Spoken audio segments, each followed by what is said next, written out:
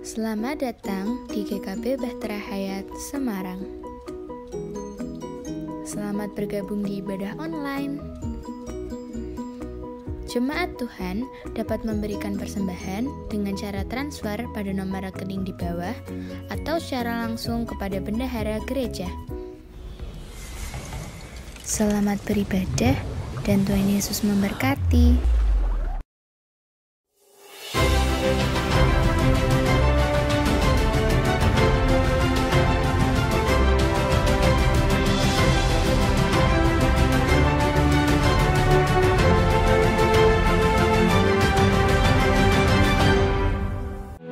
Shalom Bapak Ibu yang ada di rumah. Gimana kabarnya? Luar biasa. Haleluya. Puji Tuhan kita dapat berkumpul kembali pada pagi hari ini dengan keadaan sehat. Itu semua karena penyertaan Tuhan. Pagi hari ini kita mau memuji nama Tuhan, kita mau bersyukur sama Tuhan, kita mau bersukacita bersama. Namun sebelumnya mari kita berdoa. Tuhan Yesus, terima kasih atas berkat-Mu sepanjang hari ini Tuhan, sehingga kami dapat berkumpul bersama pada pagi hari ini. Kiranya Engkau memberkati ibadah kami pada pagi hari ini. Kiranya firman-Mu dapat kami sampaikan melalui pujian-pujian kami Tuhan. Berkati setiap hati kami, setiap mulut kami Tuhan. Kiranya hanya nama-Mu yang kami puji dan kami sembah. Terima kasih Tuhan. Haleluya. Amin. Saya ajak Bapak Ibu untuk bangkit berdiri. Kita mau bersukacita bersama. Kita memuji nama Tuhan. Kita pujikan segala puji syukur.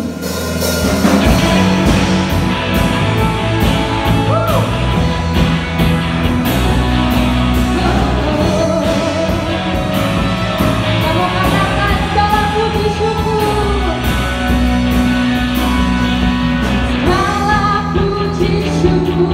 Hanya bagi-Mu Tuhan, Bapa yang layak, Tuhan yang layak dipuja.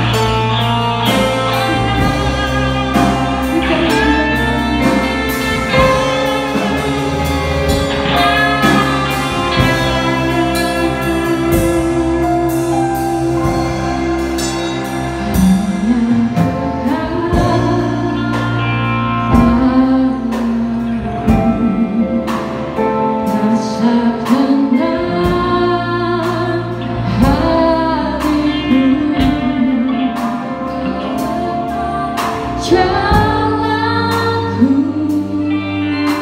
sepanjang hidupku, sepanjang hidupku, hanya dekat padamu,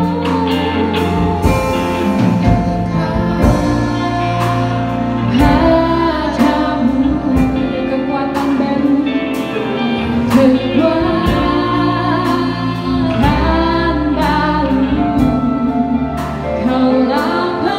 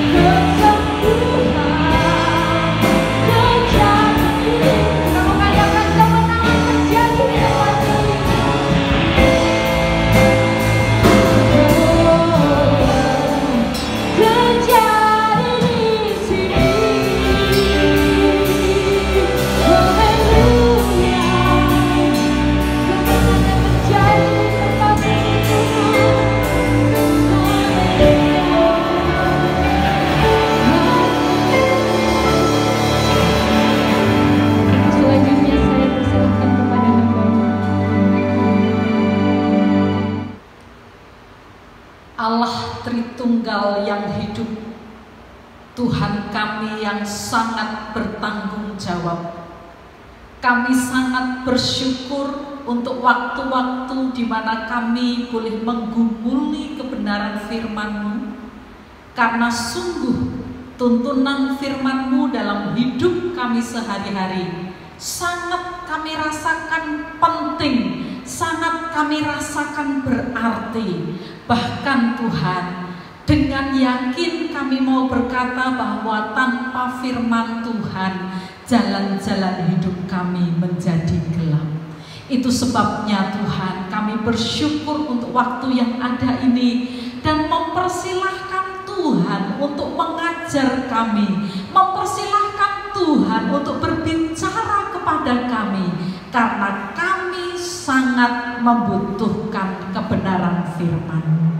Hanya di dalam rahmat dan anugerah Tuhan kami yang sangat baik, Tuhan Yesus Kristus namanya, kami sambut firman Tuhan pagi hari ini. Haleluya, amin. Shalom jemaat yang dikasihi oleh Tuhan Yesus Kristus. Mengawali renungan firman Tuhan pagi hari ini, ada satu pertanyaan yang akan saya sampaikan kepada setiap jemaat Tuhan yang ada di rumah.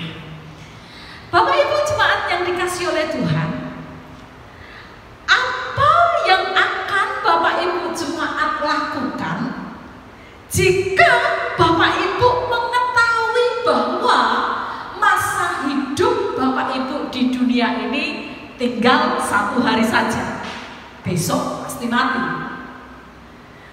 Pada umumnya orang-orang akan mengambil pilihan ini, yaitu mereka akan mengaku dosanya dan meminta pengampunan dari Tuhan.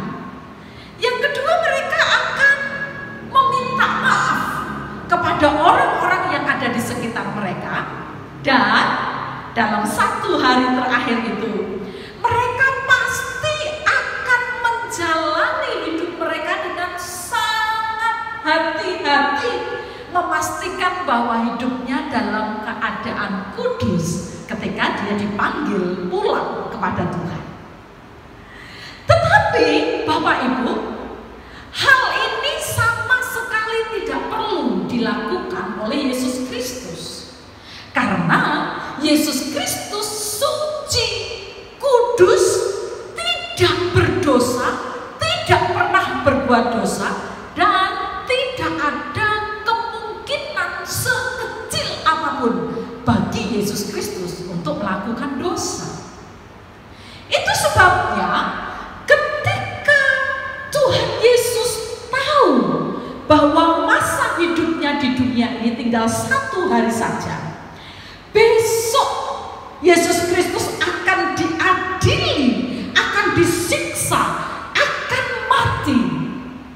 Yang dilakukan oleh Yesus justru mengumpulkan orang-orang yang selama ini dekat dengan dia.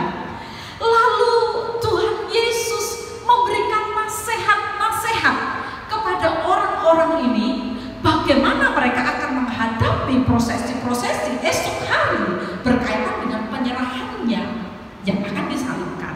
Dan yang terakhir, Tuhan Yesus memberikan kekuatan, Tuhan Yesus memberikan semangat kepada orang-orang yang dikasihinya untuk menempuh hari-hari esok yang berat. Bapak Ibu, benar, sehari lagi Tuhan Yesus akan mati. Setelah itu Tuhan Yesus bangkit, dan 40 hari kemudian Tuhan Yesus akan naik ke surga.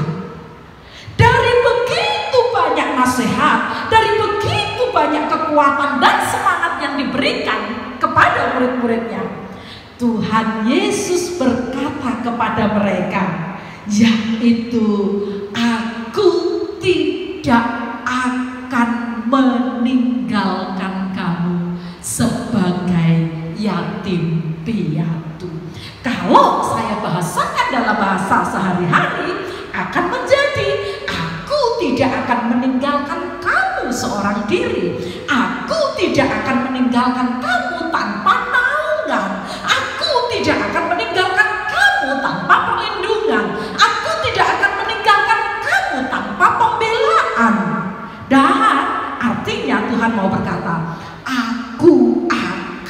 bertanggung jawab terhadap engkau.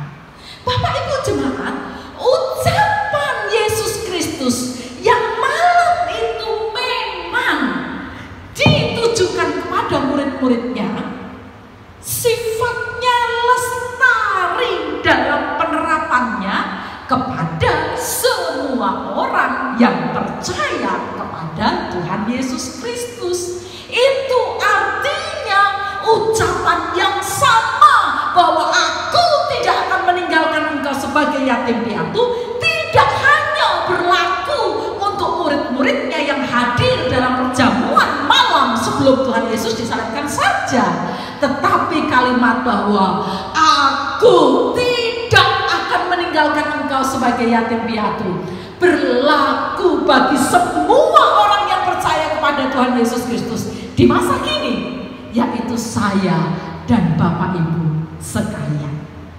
Pertanyaannya adalah, kalau Tuhan Yesus akan meninggalkan dunia ini dan kembali kepada Bapaknya, lalu bagaimana mungkin Yesus bisa menggenapi janjinya untuk tidak meninggalkan kita sebagai yatim piatu?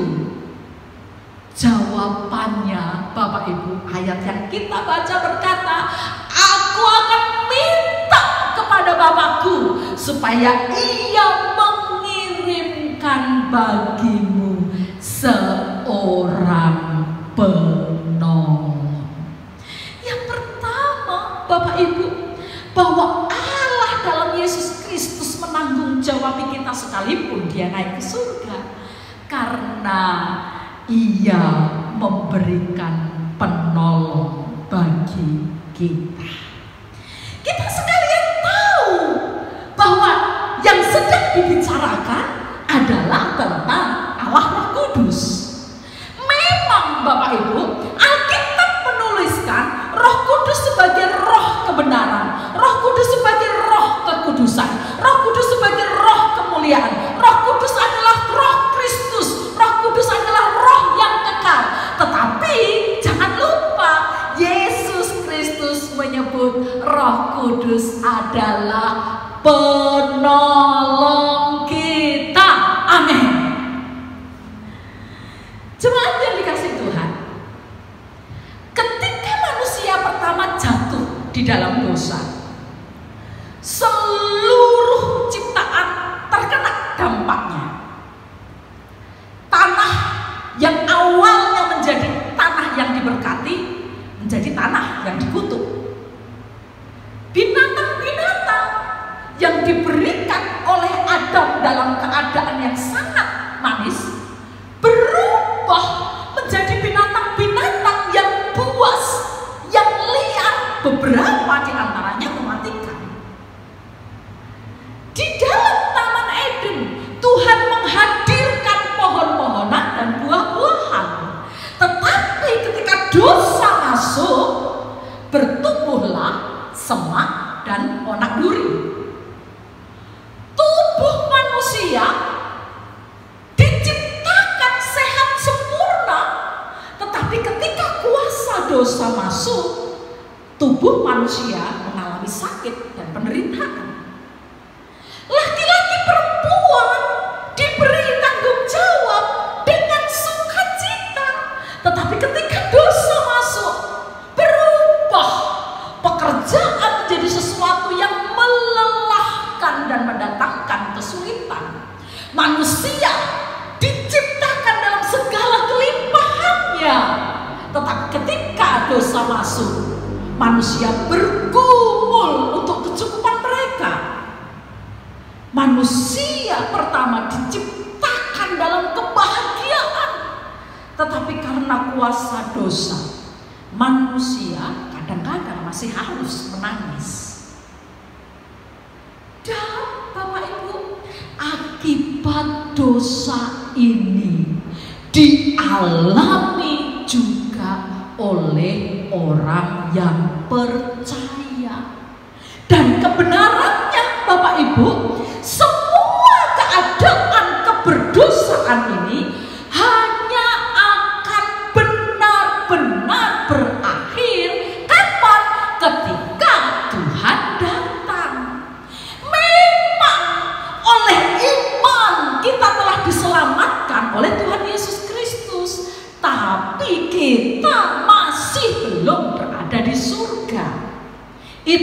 Artinya, baik saya maupun Bapak Ibu dituntut untuk memiliki kesabaran, dituntut untuk memiliki ketekunan menunggu kedatangan Tuhan Yesus Kristus di dalam dunia yang masih penuh masalah ini. Dan kita tahu bahwa kita tidak mungkin dapat mengerjakannya seorang diri.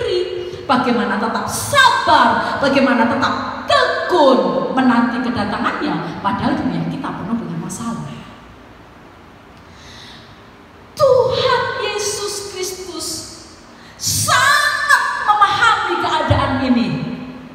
Itu sebabnya Dia tidak meninggalkan kita sendirian. Dia berkata, Allah Bapa akan memberikan kepada kita Roh Kudus, penolong yang akan memampukan kita. Itu sebabnya Roma pasal 8 ayat 26 berkata, demikianlah Roh membantu kita berdoa dengan keluhan-keluhan yang tidak terucapkan.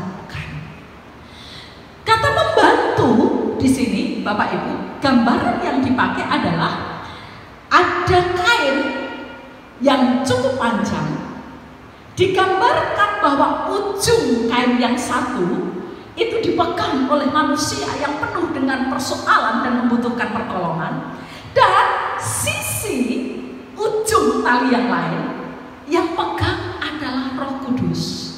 Dan dengan pegangan itu, Roh Kudus akan menarik kita, menolong kita untuk menjalani hidup kita yang penuh masalah dan dibawa kepada kemenangan yang dari Kristus. Roh Kudus menarik kita untuk disanggupkan melalui kehidupan-kehidupan kita yang penuh dengan keluhan. Sementara kata keluhan yang tidak terucapkan artinya adalah masalah-masalah, keluhan-keluhan isi hati yang tidak dapat dipahami, yang tidak dapat dirumuskan, dan yang kita tidak mampu mengungkapkannya secara memadai.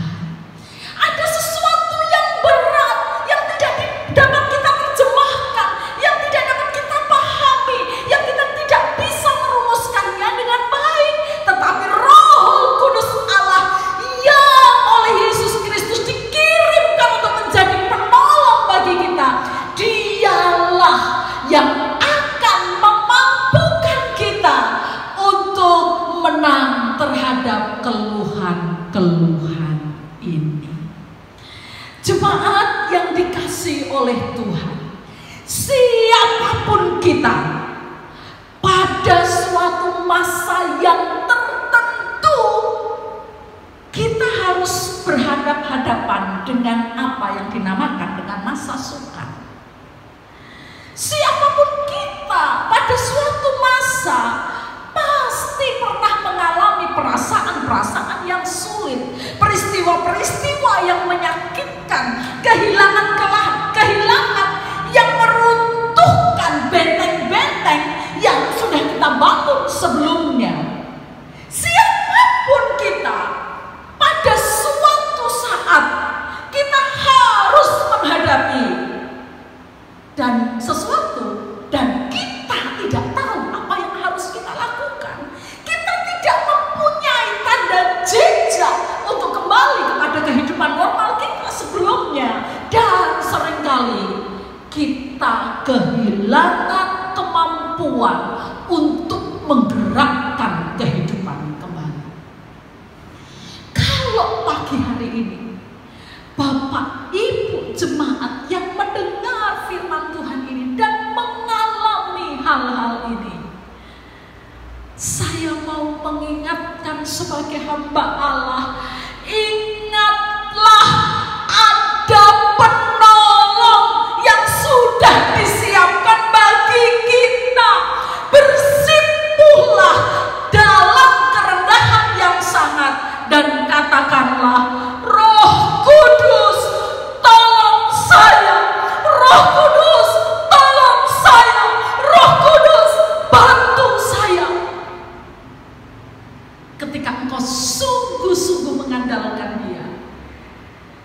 Alkitab menjamin kelegaan diberikan bagimu dalam menghadapi kehidupan yang berat ini.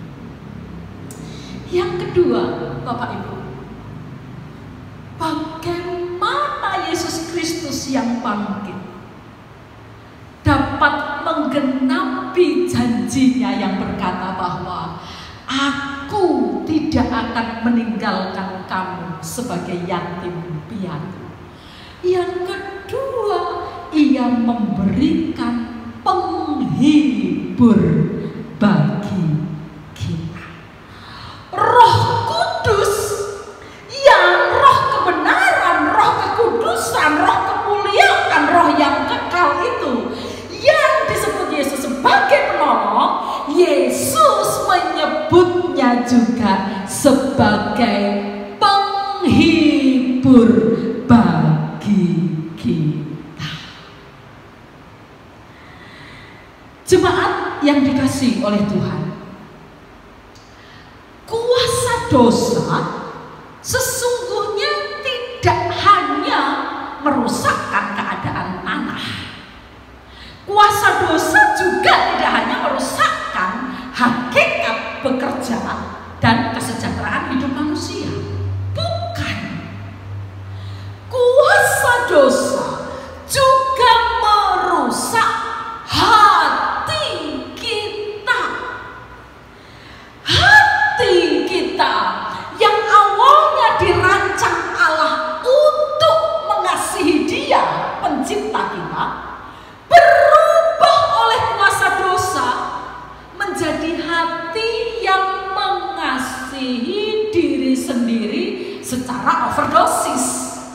Itu sebabnya kita begitu mudah terluka, kita begitu mudah mengasihani diri sendiri oleh hal-hal yang sebenarnya kecil dan sepele. Lalu kita punya ukuran terhadap nilai dan harga diri yang keliru. Lalu Bapak Ibu, kita menjadi orang yang haus dan lapar akan pengakuan dan pujian orang lain. Hati manusia yang awalnya dirancangkan oleh Allah untuk menuntun pada arah rohani yang benar, untuk mengenal kehendak Allah, untuk menuntun kita pada identitas dan tujuan hidup kita, dirusakkan oleh kuasa dosa menjadi seperti yang tertulis dalam Yeremia 17 ayat 9 yang mengatakan betapa liciknya hati, lebih licik dari segala sesuatu. Jika hatinya sudah membatu, siapa yang dapat mengetahuinya? Bapak Ibu, lihat ini. Hati yang oleh Allah dari awal disiapkan menjadi tempat bagi Allah untuk meletakkan damai sejahtera, meletakkan ketentraman, meletakkan sukacita, kini berbalik keadaannya. Hati kita menjadi tempat yang subur untuk bertumbuhnya apa? Bertumbuhnya kegelisahan, bertumbuhnya ketakutan, bertumbuhnya hidup yang tanpa pengharapan, dan bertumbuhnya cara pandang yang suram yang itu mengganggu damai sejahtera kita. Kalau pagi hari ini situasi hati inilah yang ada di dalam hati Bapak Ibu dan jemaat sekalian, gelisah, takut, tidak berpengharapan, hati yang suram, hati yang tidak bisa menikmati kehidupan yang baik. Pagi hari ini saya mengingatkan bagi kita bahwa Allah telah menyiapkan penghibur yang profesional. Kita memiliki konselor yang handal, kita memiliki pendamping yang ahli dan mumpuni. Allah Roh Kudus dikirimkan berdiam di dalam hati kita karena Dia akan menghibur menghibur kita dalam suasana hati yang tidak sesuai dengan kehendak Tuhan. Kalau Bapak Ibu perhatikan di dalam ayat 26, di sana dikatakan bahwa penghibur itu akan mengerjakan tugasnya menghibur kita dengan cara apa? Mengingatkan kamu akan perkataan Kristus. Dan Tuhan Yesus juga berkata kepada murid-muridnya bahwa apa yang dikatakan oleh Allah Roh Kudus asalnya dari Yesus Kristus. Jadi Bapak Ibu, penghiburan terbesar yang dihadirkan Roh Kudus bagi kita adalah perkataan firman Tuhan, perkataan Yesus Kristus. Karena di dalam firman yang murni, jika kita benar-benar menghidupinya, akan ada banyak sekali berkat yang menyegarkan hati kita. Saya mencoba untuk mendaftarkan berkat-berkat apa yang didapatkan bagi orang-orang yang hidup menurut firman Tuhan, menurut versi Mazmur pasal 119 ayat 1 sampai ayat 127. Ini adalah pasal yang memiliki ayat paling panjang di seluruh Alkitab kita. Dan inilah daftarnya Bapak Ibu. Apa yang terjadi kalau seseorang menghiburkan dirinya terus-menerus melalui perkataan firman Tuhan? Yang pertama, orang-orang ini tidak mendapat malu. Yang kedua, hatinya gembira, bergemar, penuh kegirangan. Yang ketiga, digulingkan dari hati mereka cela dan penghinaan. Yang keempat, hatinya diperteguh terus-menerus. Yang kelima, hidupnya ada dalam kelegaan. Yang keenam, orang ini dihibur dalam masa sengsaranya. Yang ketujuh, rumahnya penuh dengan nyanyian dan mazmur. Yang kedelapan, hatinya selalu dihidupkan, disegarkan terus-menerus, sehingga apapun situasi yang dia hadapi, dia mampu melewatinya karena ada firman Tuhan. Yang kesembilan, hatinya menjadi bijak, penuh pengertian dan pengetahuan. Yang 10, mata hatinya menjadi terang karena tidak ditutup oleh selubung kekhawatiran, kegelisahan, ketakutan, tidak berpengharapan. Matanya memandang kepada firman yang meneguhkan. Yang ke-11, hatinya penuh dengan kesukaan. Dan yang ke-12 berkata, hatinya penuh ketentraman yang besar. Jemaat yang dikasihi oleh Tuhan, apakah daftar-daftar itu yang ada pada kita sekarang atau sebaliknya? Entah karena pandemi ini atau karena sebab yang lain, adakah situasi yang membuat engkau begitu payah untuk menanggungnya? Entah karena pandemi ini atau karena sebab yang lain. Apakah ada dari Bapak Ibu sekalian yang hatinya kehilangan ketentraman? Datang kepada Dia, Allah Roh Kudus yang menjadi penolongmu, Allah Roh Kudus yang menjadi penghiburmu, dan lihatlah bagaimana Dia akan mengerjakan hatimu melewati masa-masa sukar ini. Tuhan memberkati. Mari kita berdoa.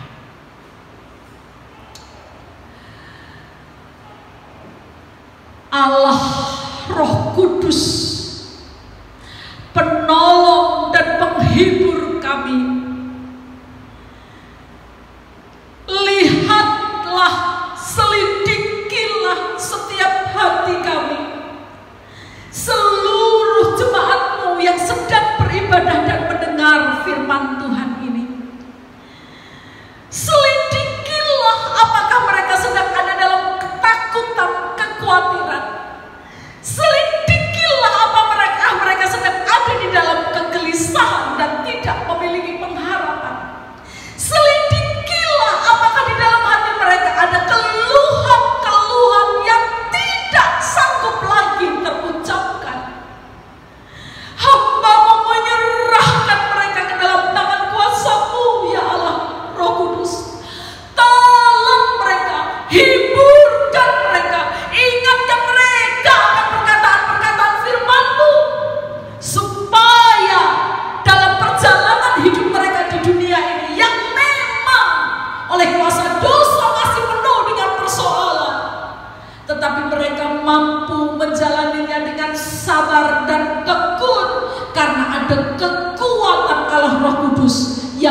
membawa mereka kepada kelegaan dan kemenangan.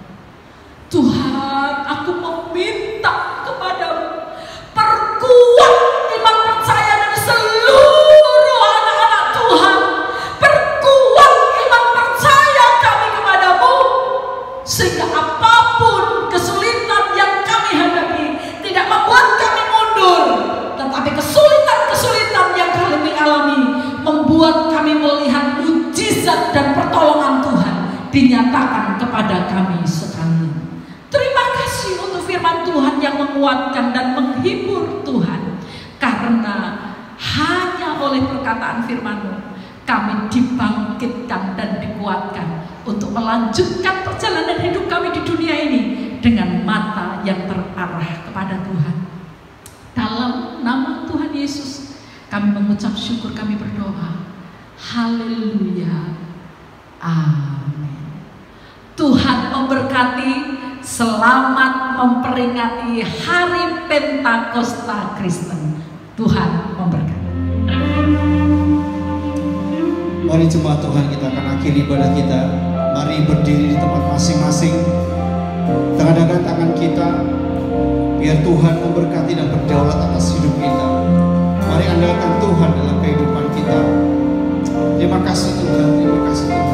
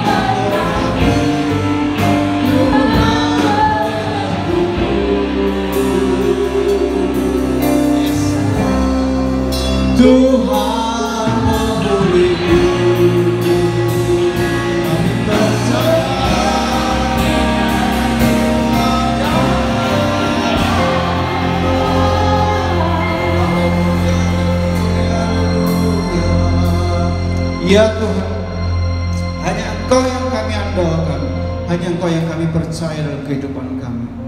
Oleh karena itu Tuhan, bahwa setiap hati kami yang hadir pada pagi hari ini untuk terus fokus kepada Tuhan, apapun rintangan, apapun persoalan, situasi yang sedang kami hadapi, tetapi satu, kami mau andalkan Tuhan saja dalam kehidupan kami, karena Engkau yang bisa dipercaya.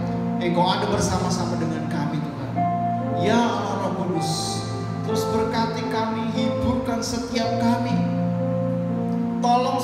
kami, sehingga terus kami makin kuat di dalam Tuhan. Iman kami makin bertumbuh dalam segala situasi, karena kami mengandalkan Tuhan dalam kehidupan kami.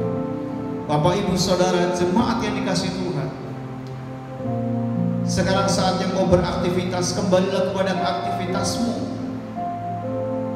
Engkau yang harus bekerja, bekerjalah. Yang harus studi-studilah. Atas penyertaan Tuhan, engkau dibuat menjadi berhasil. Yang harus di rumah, Tuhan juga memberkatimu. Terimalah berkat, rahmat, kasih sayang dari Allah Bapa di surga, keselamatan dalam Yesus Kristus Tuhan kita, persekutuan yang manis dengan Roh Kudus menyertai kita semuanya sekarang sampai selama-lamanya, dan membuat apapun yang kita kerjakan dibuat berhasil untuk kemuliaan Tuhan. Di dalam nama Yesus yang percaya beriman bersama berkata amin. Yes. Tuhan Yesus memberkati Bapak Ibu sekalian.